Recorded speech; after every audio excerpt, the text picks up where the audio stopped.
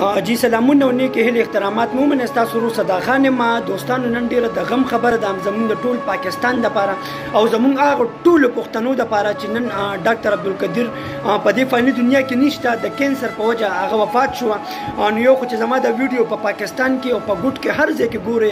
نو د مغفرت د لپاره دعاګانې کوي ځکه چې نن پاکستان په کوم بنیاد باندې ولاړ دی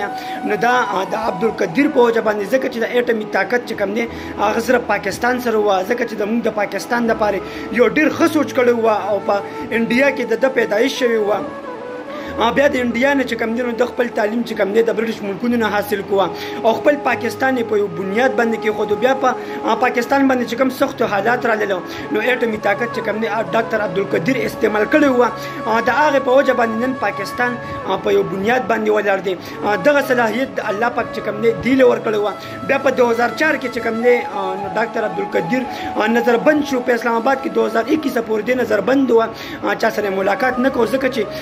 غیر مسلمو چې کوم دی د دغه پروجیکټ نه د دغه اټومي طاقت نه غلط فائدہ غسته زموږ پاکستان ول باندې هغه طاقت استعمالوه نو دا ډیر زیاته د افسوس خبره ده او یو ډیره د خفګان خبره چې زموږ داسې قابل هسته ځکه چې زموږ پاکستان چې نن په کوم بنیاد ولاړ دی او په تاریخ کې د پاکستان په اټومي قوت کې یو نوم یادېږي نو دا صرف او صرف د ډاکټر عبدالقدیر په وجه باندې ځکه چې پاکستان یې ډېر لوی عزت ورکړی و خپل ټوله زندګي د دې پاکستان لپاره وقف کړې و نو دا زموږ لپاره ډیره د خفګان خبره ده زموږ ټول پاکستانیانو لپاره او د پاک فوج لپاره ډیره زیاته د خفګان خبره ده ځکه چې څونه فوجیان ګورو پوسټونه ورکي جاړي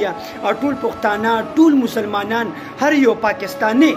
نن په سرو سترګو باندې جاړي ځکه چې د ډاکټر عبدالقدیر په پاکستان ډېرې زیاتې قربانۍ دي او موږ ټول خپه یو تاسو ټولو ته مې دا خواسته